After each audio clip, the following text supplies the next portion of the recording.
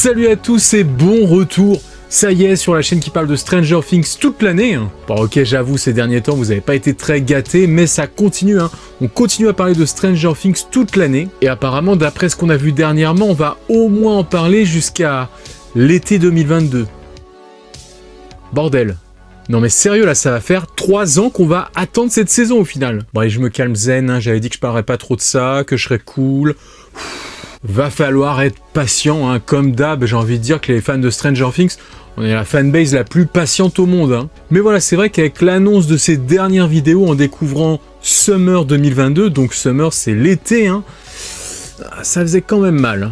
Bon, en tout cas, même si on s'est pas vu depuis quelques temps, ça me fait super plaisir d'être avec vous aujourd'hui. Merci de continuer à me soutenir d'ailleurs. Je vois tous vos messages et franchement, ça me fait chaud au cœur. Bon, en tout cas, vu qu'il y a pas longtemps, il y avait eu le Stranger Things Day et qu'à l'occasion, on avait eu quelques nouvelles vidéos de découverte de cette saison 4. Une vidéo avec les titres des épisodes par exemple, une autre vidéo avec les acteurs qui nous laissaient découvrir leur nouvelle tenue.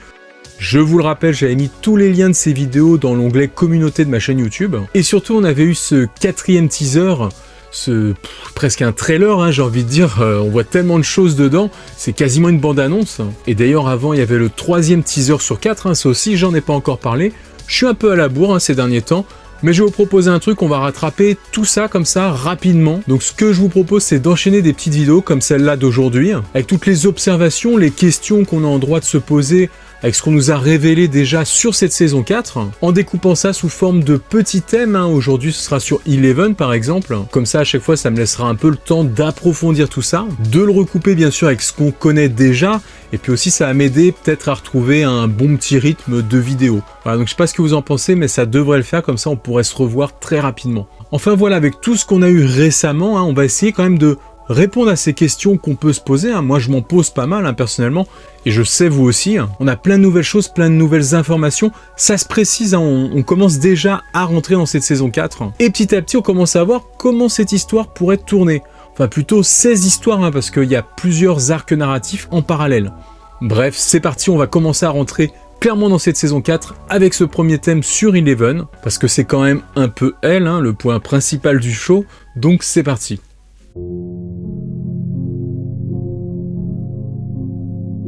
Déjà, avant de s'appuyer sur les nouvelles images, comment résumer où en était Eleven à la fin de la saison 3? Ça allait pas fort, Elle avait perdu son père de cœur, Hopper, qui s'était sacrifié. Et même si nous on a eu la révélation entre temps, elle sait pas qu'il est vivant. Elle a aussi perdu la proximité avec une grande partie de ses amis, et notamment avec Mike. Maintenant on l'a vu, elle part vivre ailleurs avec les Byers. Et pour finir, bien sûr, histoire de la rendre bien vulnérable, elle semble avoir perdu ses pouvoirs. Panne temporaire, est-ce que c'est une perte définitive? Que c'est mon avis là-dessus, je suis quasiment sûr que ça va être une panne temporaire simplement. Mais bon, le fait est que pour le moment, elle n'a plus de pouvoir, donc si elle se fait attaquer, ils sont mal. Parlons déjà de ce nouveau lieu où ils vont déménager. Voilà, si vous suivez la chaîne depuis un certain temps, c'est pas une surprise pour nous. Ils vont du côté de la Californie. Le tournage s'était effectué au Nouveau-Mexique, on l'avait suivi tout au long de cette année, et même une partie de l'année précédente d'ailleurs. On savait depuis pas mal de temps qu'ils allaient tourner là-bas dans les nouveaux studios de Netflix. Et à côté de ça, on avait appris que dans la série, ça représenterait la Californie. Donc là, pas de surprise pour nous. Faut pas l'oublier, ça fait quand même super loin d'Hawkins dans l'Indiana. La Californie, c'est à l'autre bout des États-Unis. Donc ils sont très très loin et ça demanderait un long voyage d'aller d'un point à l'autre. Ainsi, Eleven reste avec Will, Jonathan et Joyce. Et si pendant la saison 3, elle était sous l'influence de Max, avec les goûts vestimentaires de cette dernière, là on peut clairement constater qu'elle a été influencée par le style de Joyce, jusqu'à la coupe de cheveux, les chemises à carreaux, avec sa frange, j'ai l'impression que c'est même Joyce qui lui coupe les cheveux. Limite, ça m'étonnerait pas qu'on voit ce genre de choses. Chose très importante qu'on découvre aussi pour la première fois dans ce nouveau teaser, Eleven qui est scolarisée.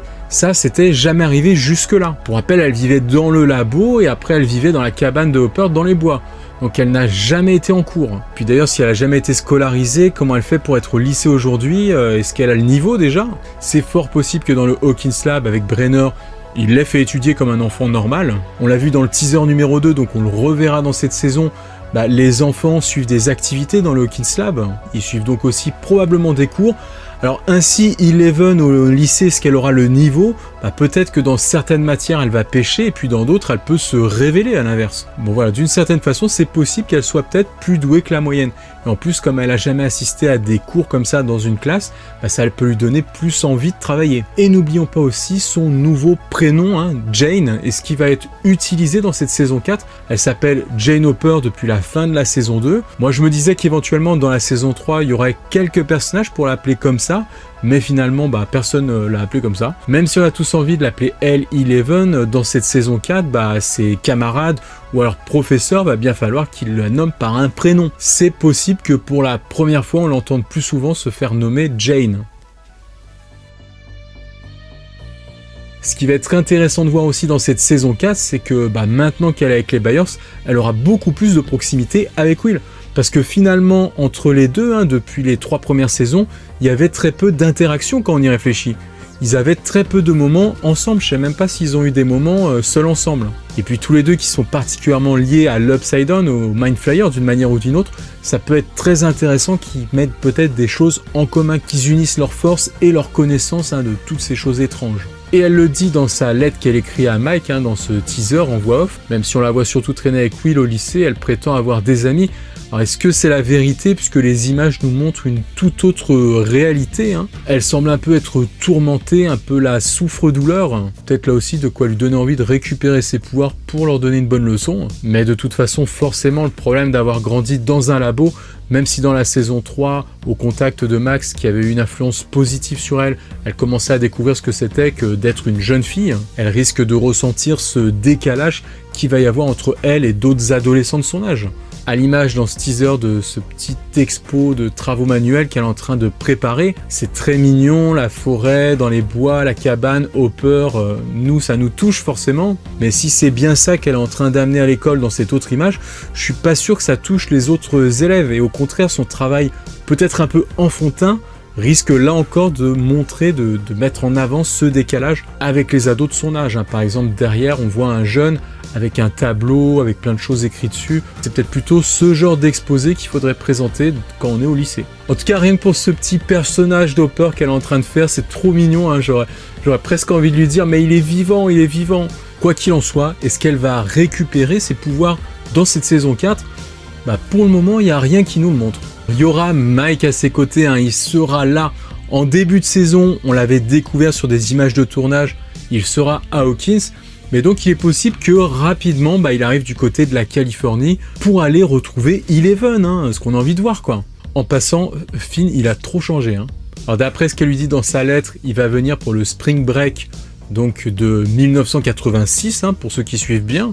Et donc le Spring Break aux États-Unis, là je prends mes notes, ça correspond là-bas aux vacances de printemps, ça commence fin février et ça se termine vers fin mars, début avril. Voilà, donc ça permet de nous situer plus clairement l'action dans la série, c'est ce qui avait été pronostiqué d'ailleurs. Mais par contre, du coup, si nous on voit la saison qu'en été 2022, on ne sera pas à la même période de l'année que dans la série cette fois.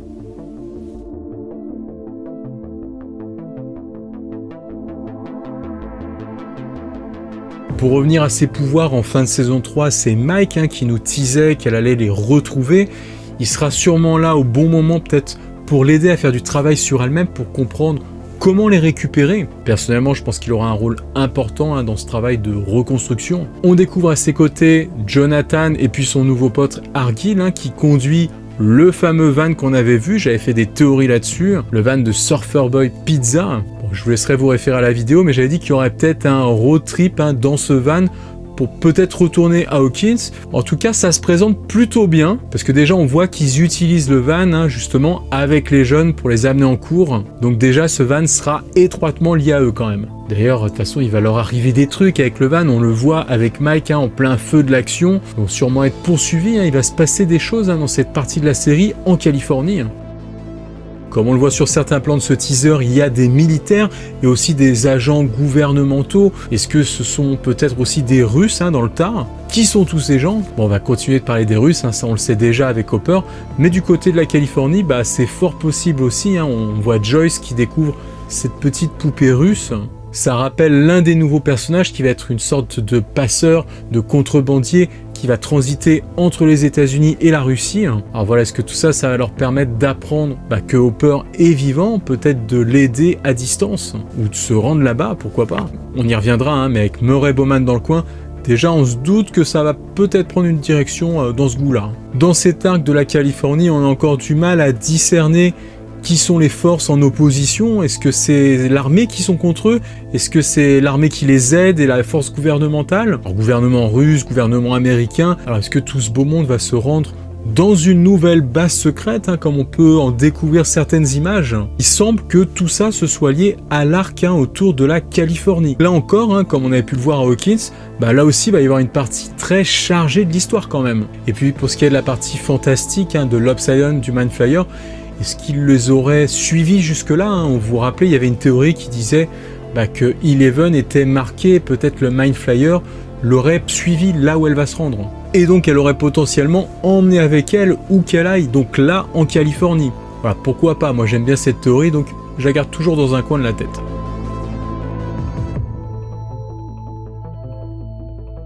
Voilà pour le moment un bref petit débroussaillage de choses autour d'Eleven principalement. Comme je vous disais, je vais rapidement débroussailler quelques petits sujets comme ça.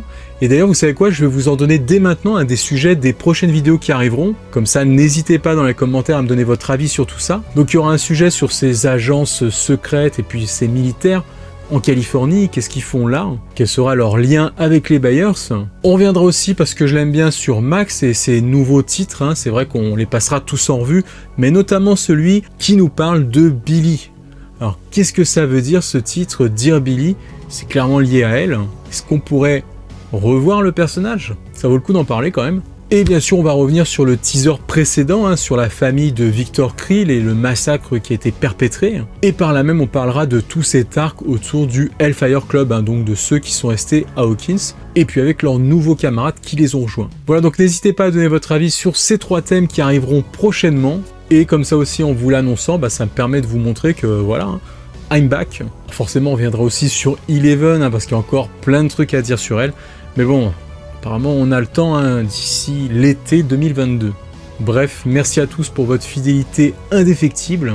Allez, là, on s'y remet parce qu'on va vraiment avoir du boulot pour cette saison 4 qui paraît vraiment ambitieuse, avec toutes ces histoires, tous ces arcs en même temps sur ces personnages. Et d'ailleurs, pour finir, je vous le rappelle, on parlait d'une saison 5 qui serait étroitement lié à cette saison 4, une saison 4 en 2 parties.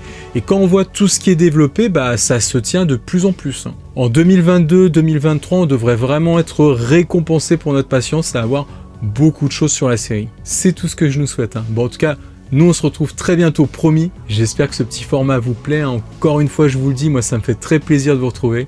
Allez, ciao les amis.